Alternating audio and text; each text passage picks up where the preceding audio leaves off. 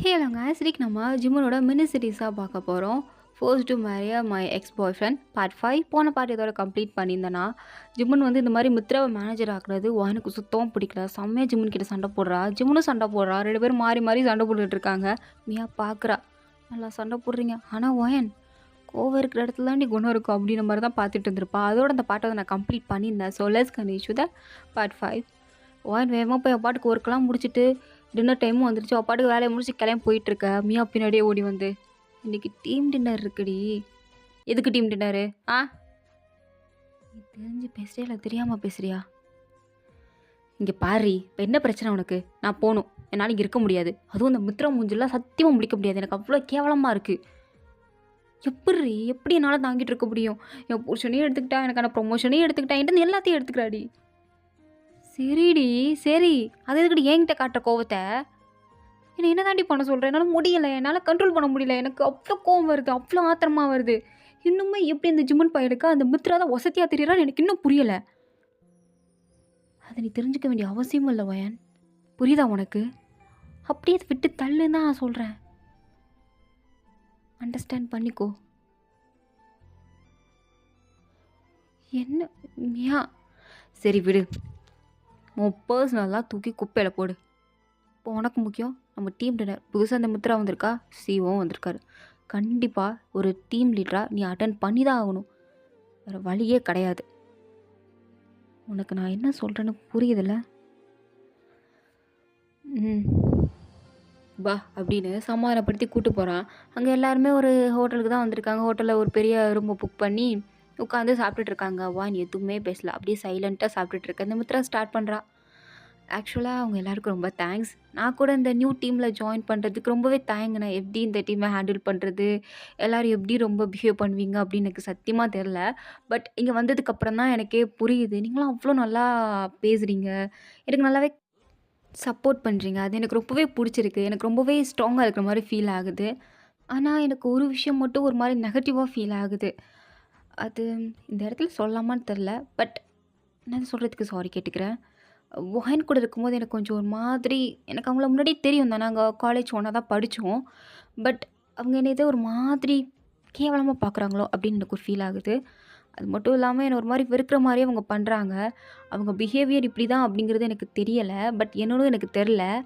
ஆனால் அவங்க அப்படி பண்ணுறது வந்து எனக்கு ஹர்ட் ஆகுது. அது மட்டும் இல்லாமல் எனக்கு புரியுது, அடுத்த மேனேஜர் அவங்க தான் ஆகணும். பட் அவங்களோட ப்ரொமோஷனை தட்டி பறிச்சிடுங்கிறதுக்காண்டி தான் இப்படி பண்ணுறாங்க. பட் எனக்கு டேலண்ட் இருக்குது, எனக்கு இது கிடச்சிது அப்படின்ற மாதிரி ஓவராக பேச ஜிம்மன் பார்க்குறான். இப்போ இவகிட்ட இது கேட்டாங்களா அப்படின்ற மாதிரி பார்த்துட்டு இருக்கும்போது வாய் இருந்துச்சு. இங்கே பாருங்கள் மேனேஜர், நான் உங்ககிட்ட எதுவும் தேவலாம் வந்து பேசணுனா, இல்லை நான் வன்மத்தை கற்கிற மாதிரி உங்ககிட்ட ஏதாவது பிஹேவ் பண்ணணும்னா, ஏதாவது பேசணுண்ணா சொல்லுங்கள். இல்லை ஓயன், நீங்கள் அது எதுவுமே பண்ணல. பட் உங்கள் பார்வையே ஷடப். நான் ஒன்றும் அந்த மாதிரி உங்களை பார்க்கல. எனக்கு கோவம் இருக்க தான் செய்யும். இப்போ இத்தனை வருஷம் இந்த கம்பெனிக்காக உழைச்சிருக்கேன். கிட்டத்தட்ட இந்த ப்ரொமோஷனுக்காண்டி நான் 5 வருஷம் வெயிட் பண்ணிட்டு இருந்திருக்கேன். திடீர்னு வந்து தட்டி பறிச்சு நீ போனேன்னா கோவம் வரதான் செய்யும். அந்த கோவத்தை லைட்டாக கூட வெளிப்படுத்தலாம் வச்சுக்கோயேன், அவளாம் மனுஷனும் கிடையாது. அப்படியே வெளிப்படுத்தாமல் உங்களை மாதிரி எல்லாருக்கிட்டையும் நல்லா பல்ல கட்டிட்டு பேசினாங்கன்னா கண்டிப்பாக அவங்க நல்லவங்க கிடையாது. பின்னாடி பேக் ஃபயர் ஆகும் அப்படிங்கிறது ஸ்ட்ராங்காக இருக்கும். இப்போ நான் என்ன உங்ககிட்ட சிரிச்சு சிரிச்சு பேசணுமா? அதான் நீங்கள் எதிர்பார்க்குறீங்களா? அதுக்கு தான் இங்கே வந்திருக்கீங்களா? வந்த வேலையை மட்டும் பாருங்கள் அப்படின்னு வாயில் அப்படியே செம்மையாக பேசிட்டு அப்பாட்டுக்கு அங்கேருந்து போயிட்டா. நீயா பார்க்குறா. கஷ்டப்பட்டு நானே அவளை சமாதானப்படுத்தி கூட்டிகிட்டு வந்தேன்.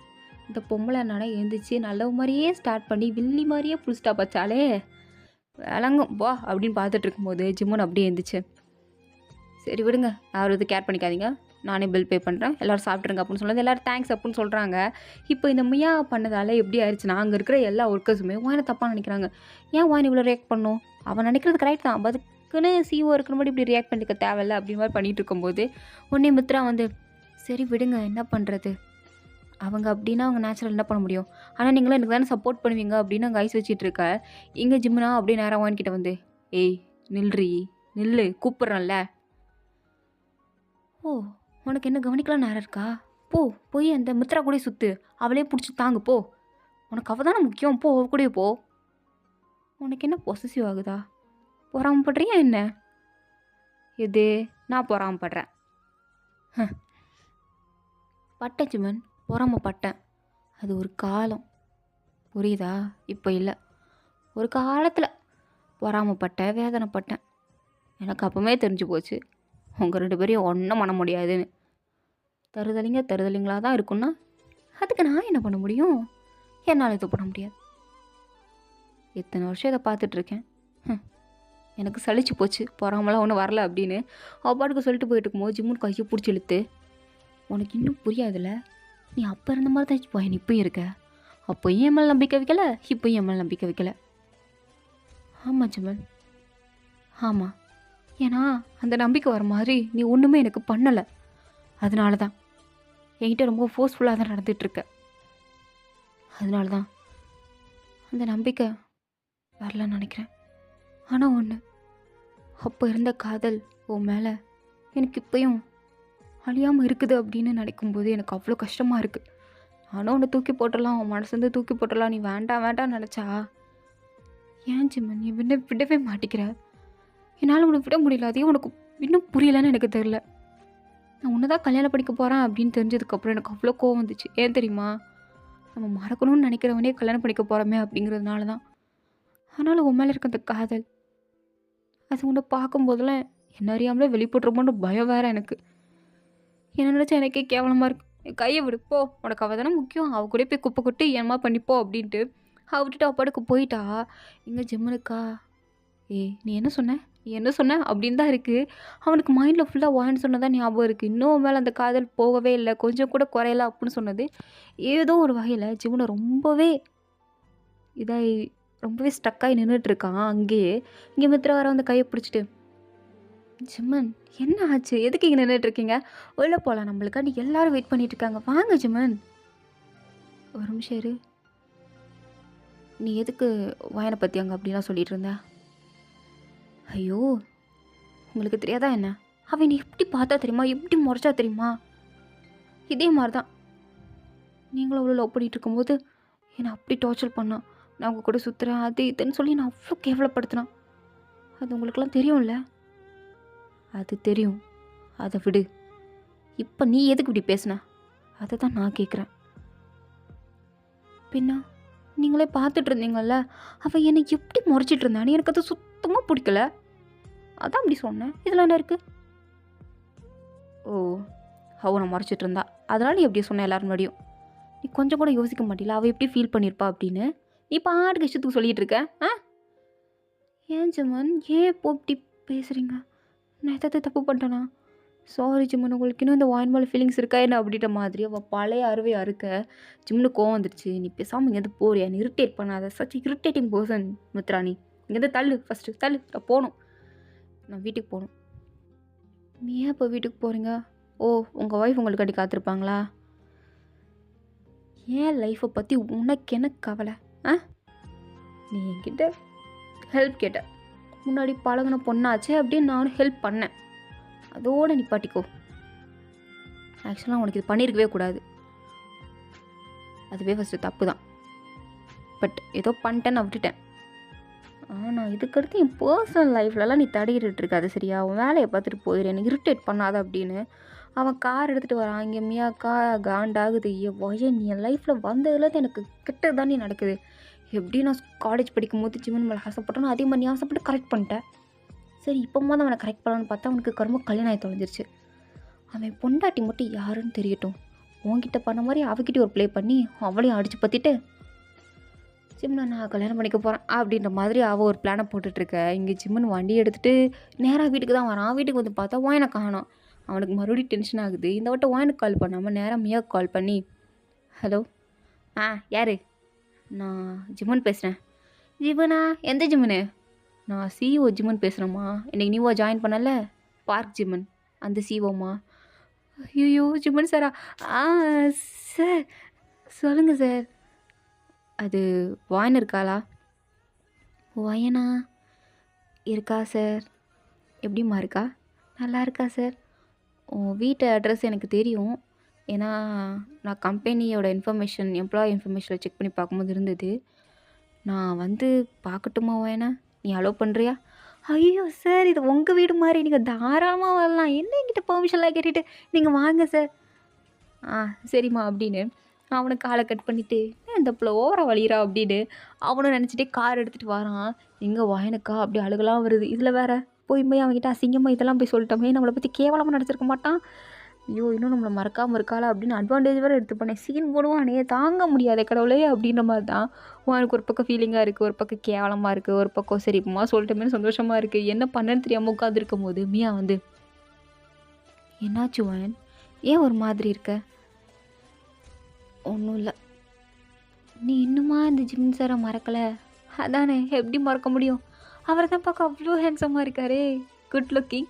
ஸோ எப்படி உன்னால் மறக்க முடியும்? அதான் உன்னால் மறக்க முடியல. அது மட்டும் ரீசன் இல்லை. நீ யாரையாவது லவ் பண்ணியிருக்கியா என்ன? பண்ணியிருக்கேன். ட்ரூவாக பண்ணியிருக்கியா? இல்லை, பார்க்கலாமா பண்ணேன், அவ்வளோதான். அது க்ரஷ்டி. சரி விட்றி, நீ பண்ணியிருக்கில்ல, இப்போ எப்படி உட்காந்துட்ருக்க? அந்த மாதிரி எனக்கு உட்கார சொல்கிறியா? எனக்கு அந்த மாதிரி உட்காரல விருப்பம் இல்லை. சரியா போச்சு, உங்ககிட்ட சொல்லி புரிய வைக்க முடியாது, விடு அப்படின்னு வாயனும் அமைதியாக பேசிட்டு விட்டுட்டா. எங்கள் ஜிம்முன்னு வந்துட்டான். வந்து வீட்டு கதவை தட்டின உடனே மியா உடனே கதவை திறந்து, சார் உள்ளதாக இருக்கா, நீங்கள் போய் பேசுங்க, நான் இங்கே வெளியே இருக்கேன். இல்லை நீ எங்கேயாவது கடைக்கு போயிட்டு ஒரு அரை மணி நேரம் கழிச்சு வா. அப்படியா சார்? ஆமாம்மா, உனக்கு நான் அடுத்த மாதம் போனஸ் தரேன். அப்படிங்களா சார்? ஓகே சார், நீங்கள் கண்டினியூ பண்ணுங்கள், நான் அரை மணி நேரம் என்ன 1 மணி நேரம் கழிச்சே வரேன். குட் அப்படின்ட்டு ஜிம்முன்னு உள்ளே வந்துட்டான். மியாவும் வெளில போயிட்டா. அதுவும் வெளிப்பக்கமாக கதவை சாத்திட்டு போயிட்டா. எங்கள் ஜிம்முன்னு நேராக உள்ளே வரான். வாயனா, ஏ மியா, எனக்கு சேஞ்ச் பண்ணுறதுக்கு ட்ரெஸ் வேணும், உங்ககிட்ட இருந்தால் கூட. ஓ ட்ரெஸ் வேணுமா? சொல்லியிருக்கலாமே, நான் வீட்டிலேருந்து வரும்போது எடுத்துகிட்டு வந்திருப்பேனே. என்ன இந்த வாய்ஸ் எங்கேயோ கேட்ட மாதிரி இருக்கே அப்படின்னு அவள் திரும்பி பார்க்குறா. பார்த்தா ஜிம்முனை பார்த்ததும் ஷர்ட் பட்டன்லாம் கழட்டிட்டு வந்திருப்பான். உடனே அதை வேகமாக போட்டு, நீங்கள் என்ன பண்ணிகிட்ருக்க? ஒன்று யார் ஃபஸ்ட்டு வீட்டுக்குள்ள விட்டா? மியா மியா எங்கே இருக்க? அவள் கடைக்கு போயிருக்கா சொல்லும். என்னது செல்லம்மா, இங்கே பாரு, இப்படி கூப்பிட்ற வேலை வச்சுட்ருக்காத, ஒழுங்கா வெளில போ. நீ நினச்சாலும் வெளில போக முடியாது, நான் நினச்சாலும் வெளில போக முடியாது. ஏன் வெளில போக முடியாது? ஏன்னா கதவை வெளிப்பக்கமாக சாத்திட்டு போயிட்டா. எனக்கு சாத்திட்டு போயிட்டாளா? அப்போ இதுக்கெல்லாம் காரணம் நீ தான் அவகிட்ட ஏதோ சொல்லியிருக்க, அதான் இப்படி பண்ணிட்டு போயிருக்கா. எல்லாம் எனக்கு தெரியும், மியா அப்பெல்லாம் பண்ண மாட்டா. நீ தான் ஏதோ சொன்ன. என்ன சொன்ன அவளை? ஒன்றும் சொல்லலை. என் பொண்டாட்டிகிட்ட கொஞ்சம் பேசணுமா, கொஞ்சம் ப்ரைவசி கொடுமான்னு கேட்டேன். சரிங்க சார், நல்ல பிள்ளைமா உறிஞ்சிட்டு போயிட்டா. சுமன், நீ எதுக்கு இப்படி பண்ணிகிட்ருக்க? இப்போ உனக்கு என்ன வேணும்? எனக்கு ஒன்றும் வேண்டாம், வீட்டுக்கு வா. எதுக்கு வரணும்? அந்த வீட்டுக்கு நான் எதுக்கு வரணும்? நீ எதுக்கு வரணும்னு உனக்கு தெரியாதா? ஏன் வாயை திறந்தோனால சொல்ல முடியாதா? ஏன் அம்மனி சொன்னாதான் வருவீங்களோ? இங்கே பாரு ஜிமன், என்னை கடுப்பேத்தாத, பேசாமல் இங்கேருந்து போயிரு. நான் கொஞ்ச நாளைக்கு ஃப்ரீயாக இருக்கும்னு நினைக்கிறேன். என் மைண்ட் ரொம்பவே டிஸ்டர்ப்டாக ஃபீல் ஆகுது. என்னால் சத்தியமாக முடியலை, எனக்கு ஒரு மாதிரி இருக்குது. ஸோ புரிஞ்சுக்கோ. இங்கே பாருவேன், நான் உன்கிட்ட வரியா இல்லை வரமாட்டியான்லாம் கேட்கல, வா அப்படின்னு கூப்பிடுறேன், புரியுதா? இப்போ நீ வரையில உங்கள் அப்பாவுக்கு ஃபோன் பண்ணி திருப்பியும். ஜிமன் ஸ்டாப் பண்ணு. இப்போ எதுக்கு எங்கள் அப்பா விழுக்கிற? உனக்கும் எனக்கு சண்டைனா நம்ம 2 பேரும் சண்டை போடுவோம். அது என்ன எங்கள் அப்பா விழுத்துட்ருக்க? ஏன்னா அவர் சொன்னதானே நீ கேட்குற, அவர் சொன்னதானே பயப்படுற, நான் சொன்னால் மதிக்கவே மாட்டேங்கிறிய. அப்போ அவர் தானே சொல்ல முடியும். இப்போ என்ன பண்ணும்? என் கூட வா. சரி வரேன் அப்படின்னு சொல்லிட்டு திரும்புகிறா. இவள் வரேன்னு சொன்ன அடுத்த நிமிஷம் தான் ஜிவன் பாட்டுக்கு வாயினை பிடிச்சி வச்சுக்கிட்டான். வாயின் பார்க்குறா, எதுக்கு என்ன இப்படி கட்டி பிடிச்சிட்டு இருக்க? அதானே வரேன்னு சொல்கிறான்ல, விட வேண்டியது தானே? இல்லை, என் கண்ணை பார்த்து சொல்ல. உன் கண்ணை பார்த்தா? உன் கண்ணை பார்த்து என்ன சொல்லணும்? அது அந்த ஹோட்டல்லேருந்து வெளில வரும்போது ஏதோ ஒரு சொன்னியே, இன்னுமே நான் மறக்கலை அந்த மாதிரி ஏதோ சொன்னியே, அதை திருப்பி சொல்ல முடியுமா? உனக்கு என்னை பார்த்தா எப்படி தெரியுது? அது அப்போ தோணுச்சு சொன்னேன், இப்போயும் சொல்லணும்னா எதுக்கு சொல்லணும்? என்னால் சொல்ல முடியாது அப்படின்னு அவன் கண்ணை அவளால் பார்க்கவே முடியல. பிகாஸ் ரொம்ப டிஸ்டர்ப் ஆகுறா. ஜிம்முனுமே அவளை டீஸ் பண்ணிகிட்டு இருக்கான். ஏன்னா அவள் தான் சொல்லியிருப்பாள், ஏன்னா எனக்கு ஃபீலிங்ஸை எக்ஸ்ப்ரெஸ் பண்ணிடுவோன்னு பயமாக இருக்குது அப்படின்னு. அதை எக்ஸ்ப்ரெஸ் பண்ணுங்கிறதுக்காண்டியே இவன் இந்த மாதிரி டீஸ் பண்ண எனக்கு ஒரு கட்டத்தில் கட்டுப்பாயிடுச்சு. இப்போ எதுக்கு நீ இப்படி பண்ணிகிட்டு இருக்கா? அதான் சொல்லிட்டேன்ல உன் மேலே ஃபீலிங்ஸ் இருக்குது அப்படின்னு. தென் ஏன் இப்படி? பட் நான் உன்னை வெறுக்கிறேன், அதையும் நீ தெரிஞ்சுக்கோ. ஏய் என்னடி இது ஃபீலிங்ஸ் இருக்கா இல்லை கடுப்பு இருக்கா? ரெண்டும் இருக்குது. அது எப்படி ஓயன்? எனக்கு ஃபர்ஸ்ட் டைம் உன்னை எப்போ பிடிச்சது ஞாபகம் இருக்கா? என்ன பேஸ்கெட் பால் ஒருத்தன் என் மடியில் போட்டான், திருப்பி நான் அவன் மடியிலே போட்டேன். அதனால ஏதோ இன்ஸ்பயர் ஆனான்னு என்கிட்ட சொன்னேன். அதானே? எப்படி? அது எப்படி இன்னும் ஞாபகம் வச்சுருக்க? அந்தளவுக்கு நான் லவ் பண்ணுறியோ ஓயன்?